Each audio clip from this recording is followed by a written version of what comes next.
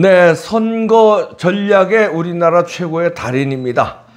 권위자죠. 이영작 박사님 연결해서 알아봅니다. 안녕하세요. 네, 안녕하세요. 네, 선거가 진짜 코앞에 다가와서 걱정이 이만저만 아닙니다. 지금 국민들 스트레스에 다 병나게 생겼어요. 저도 좀 컨디션이 저도 조금 좋지 않습니다. 아유, 저만 그런 게 아니라 주변을 물어보면요. 다 몸이 어딘가 좀 뭐 아프다 그러고 다 너무 좀 걱정되고 스트레스를 받으니까요. 네, 네. 어떻게 보십니까, 이번 선거? 네. 선거는 뚜껑을 열어볼 때까지 모르죠. 네. 네. 뚜껑을 열어볼 때까지 모르는데, 네. 희망이 없는 게 아니에요. 예. 그러면 내가 그것에 대해서는 다음 주 중으로 내가 좀 정리를 해가지고 말씀을 드릴게요. 내가 경험도 있고 그러니까. 그렇죠. 네. 선거 전략 자신 게. 예. 경험도 있고 그러니까 내가 옛날에 송영길이 형을 내가 잘 알아요. 그래서 송영길이 형이 부탁을 해서 송영길이 2000년에 도와준 적이 있었거든요. 네. 네, 근데 송영길이 그때 여론조사상으로 형편없이 지고 있었어요. 안상수한테. 네. 근데 내가 이런 전략으로 하면 된다. 그랬는데 나중에 선거 끝나고 나서 나한테 하는 얘기가 여론조사는 자기가 계속 진다고 나오는데 선거 한 3, 4일 전 되니까 내가 이기는구나라는 그런 감이 오더래요. 그래. 아니 그런 사람을 왜 도와주셨어요? 아이고. 그때는 그게 2000년이에요. 2000년이라도 그 놈이 어떤 놈인데? 그때 이제 DJ당이니까. 알겠어요. 아무튼 제가 이제 후회막급한 일을 많이 했죠. 그 중에 하나가 송영길이 도와준 거예요.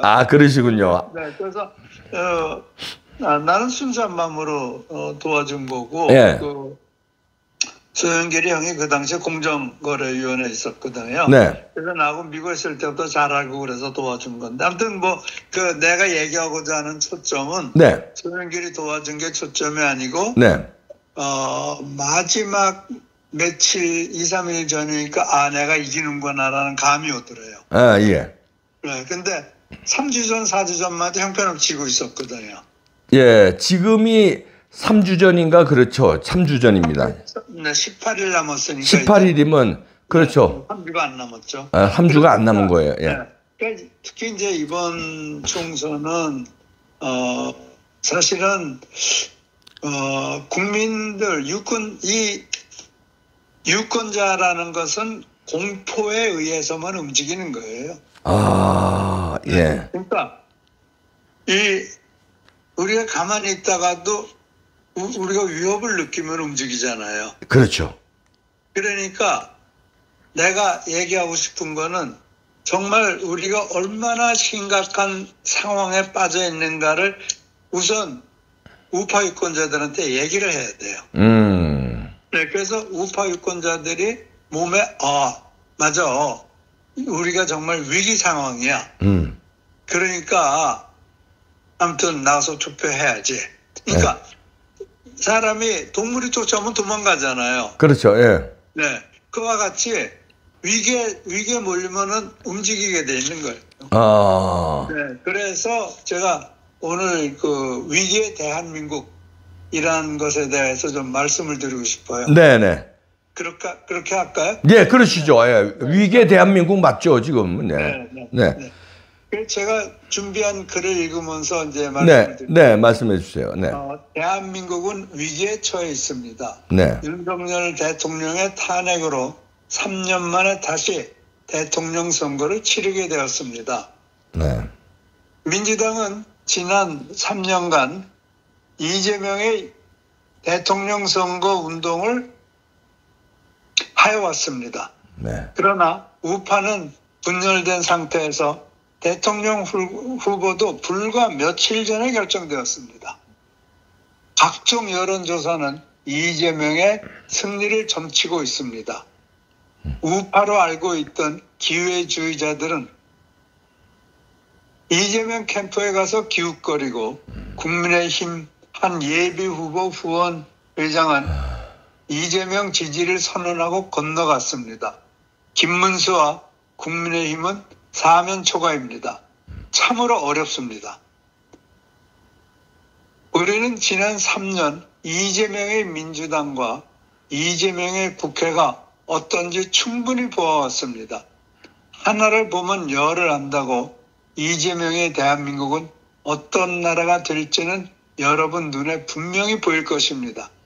대한민국은 위기에 처했습니다. 다행히 우리는 김문수 후보를 갖고 있습니다. 이재명은 김문수 후보가 반드시 이번 대선에서 승리해야 할 이유입니다. 세계 상황을 보면 약육강식, 강자 대결의 시대가 열리고 있습니다. 러시아는 우크라이나와 전쟁 중이고 중국은 대만을 위협합니다.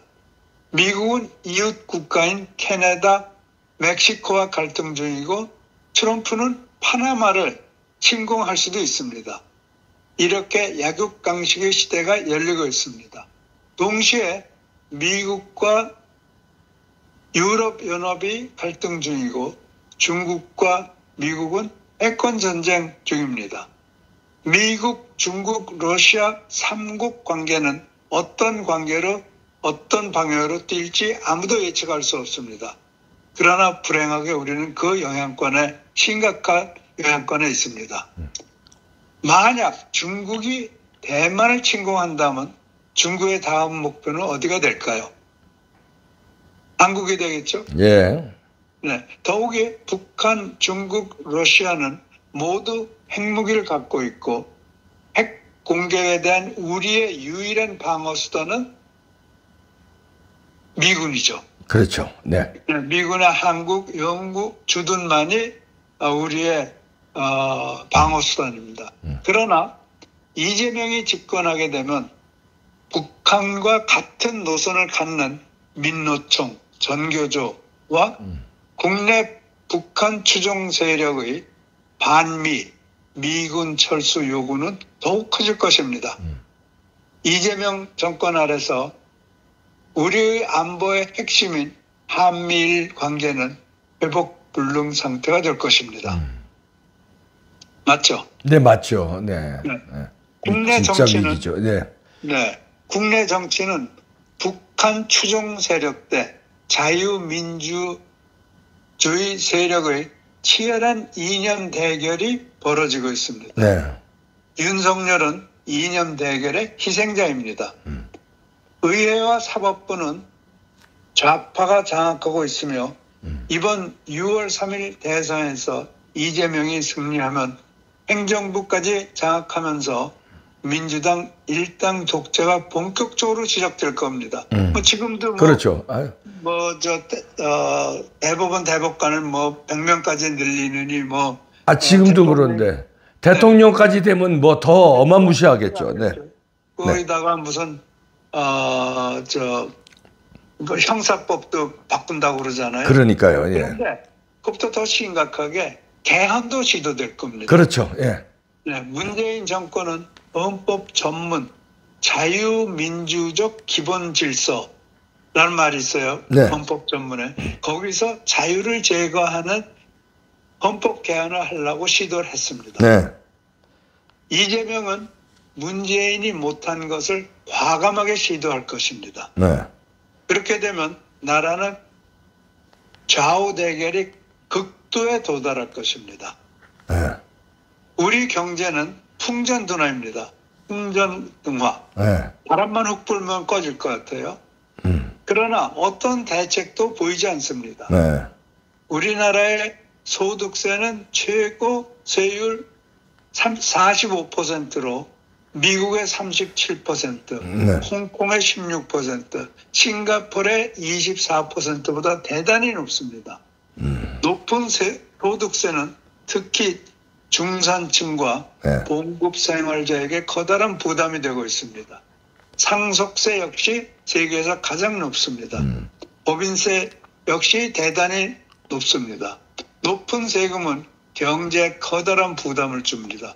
세금이 낮아야 경제가 활성화됩니다. 네. 우리가 제일 잘 아는 사례가 아일랜드거든요. 네. 아일랜드가 굉장히 서구 앞에서 굉장히 가난한 나라였는데. 지금 뭐 굉장히 좋습니다. 세금을 다 낮춰버려가지고 지금 세계에서 가장 잘 사는 나라 중에 하나가 됐잖아요. 싱가포르도 그렇습니다. 세금이 낮아요. 네. 네.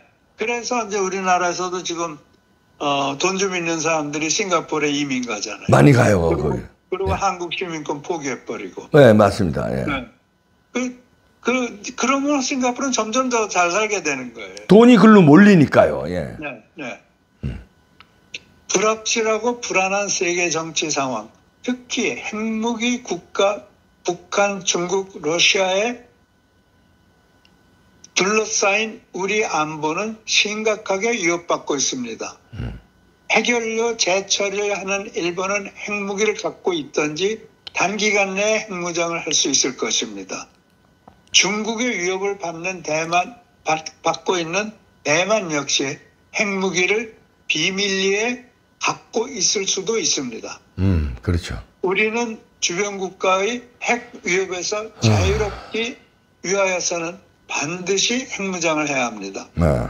미국 정치인들도 한국의 핵무장을 당연하게 보고 있습니다. 더욱이 북한의 핵 위협이 상수인 상황에서 IAEA 역시 예외 규정이 있는 걸로 알고 있습니다. 북한과 중국의 눈치를 보는 이재명은 핵무장을 할 수 없습니다. 문재인이 한 것처럼 원자력 발전소를 이재명은 다시 폐쇄시킬 수도 있습니다. 그래서 우리가 아예 핵 능력을 못 갖게 하려고, 사실 문재인이가 그렇게 한 거는 우리가 핵 능력을 가지면 안 된다. 북한에서 그런 얘기를 했겠죠. 그러니까 바로 원자력 발전소를 폐쇄한 거 아니에요. 이재명도 그럴 공산이 굉장히 크단 말이에요. 원자력 발전소 문 닫으면 우리는 뭐 북한처럼 맨날 깜깜한 하늘이 되겠죠. 북한하고 남한하고 이렇게 위성 사진 보면 북한은 밤에 깜깜하고 남한은 환하잖아요. 거기 평양만 조금 불빛이 있고 나머지는 깜깜하더라고요. 그게 우리가 원자력 발전소가 있기 때문인 거거든요. 그런데 그거를 종북 좌파들은 못 견디는 거예요. 뭐 거기 북한에 가서 미리 국회 가서 북한에 가서 애기 낳고 오는 사람도 있잖아요. 황선이죠, 황선.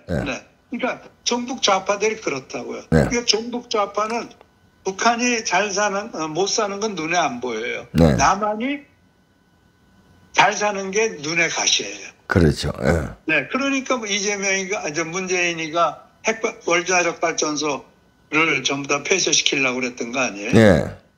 그러나 김문수는 다릅니다. 국가라는 것은 항상 견제와 균형이 있어야 됩니다.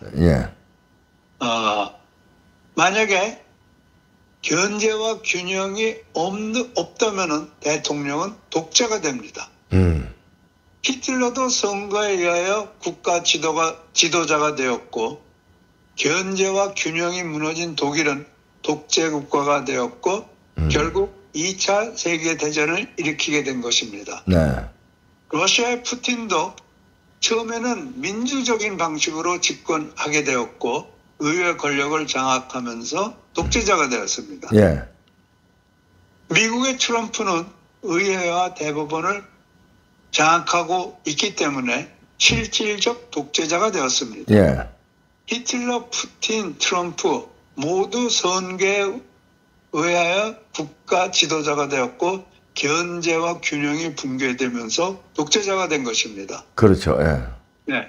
이재명이 당선된다면 이 또한 선거에 의한 좌파 독재를 불러들이게 됩니다. 더욱이 한국에서는 개헌이 비교적 용이합니다. 미국은 개헌하기가 거의 불가능해요. 근데 한국에서는 뭐 국회 3분의 2, 그 다음에 국민투표란 말이에요. 지금 국민의힘의 그 좌파 프락치들 걔들하고 합치면은 얼마든지 개헌 쉽게 할 수 있어요. 아니 몇 명만 넘어가면 돼요? 몇 명만? 거기가 지금 또 김상진 벌써 넘어갔잖아요. 넘어갔잖아요. 거기다가 또 누구예요? 이준석이 뭐 걔들 나오면은 그게 193석이기 7명만 더 데려가면 되는 거예요. 그래요. 뭐. 그 7명의 그 7명쯤은 국민의힘의 국회의원들 약점을 잡아가지고. 이거 얼마든지 이렇게 시도하죠, 그놈들. 예. 너 이 개헌에 찬성해. 그렇지 않으면은 너 우리가 이거 터뜨릴 거야. 그럼 걔들 넘어가죠. 네. 예. 자, 이렇게 되면은 우리나라에서는 견제와 균형이 붕괴되고 네. 이런 상황에서 네. 이재명은 개헌을 시도하고 쉽게 성공할 것입니다. 네. 추측하건대 네. 이재명은 사회주의 개헌을 시도할 것이고 네. 장기 집권 시도를 할 것으로 보입니다. 정치 안정을 위해서 네. 김문수가 반드시 승리하여 행정부를 장악하고 네. 의회 권력을 장악한 민주당의 견제와 균형을 이루어야 합니다. 네. 대한민국은 불량 국가이자 핵무기를 가진 중국, 북한, 러시아에 둘러싸여 있습니다. 네. 강력한 국방은 필수이며 반드시 핵무장과 안정적 한미일 관계가 요구됩니다. 예. 단단한 한미일 관계와 강력한 국방만이 안보를 보장하고 정치 안정과 경제 안정을 보장합니다. 이재명은 할 수 없습니다. 그러나 김문수는 할 수 있고 할 것입니다. 네. 경제가 위축되어 있습니다. 위축된 경제를 활성화시키기 위하여 유권자들의 주머니를 채워줘야 합니다. 네. 주머니를 채워주는 가장 최선의 방법은 각종 세금의 감면입니다. 이재명은 할 수 없고 이건 도저히 좌파이기 때문에 그렇죠. 세금을 늘리겠다는 거 아니에요? 네. 네. 김문수만이 이런 걸 할 수가 있습니다. 네. 그래서 제가 대한민국은 대단한 위기 상황이고 이런 위기 상황에서 김문수가 승리해야 할 이유를 말씀드렸습니다. 네. 자, 우리 이영작 박사님 이제 월요일 날 오전에 스튜디오에 다시 모셔서 더 중요한 전략도 말씀해 주시겠습니다. 고맙습니다, 박사님. 네. 감사합니다. 네. 네.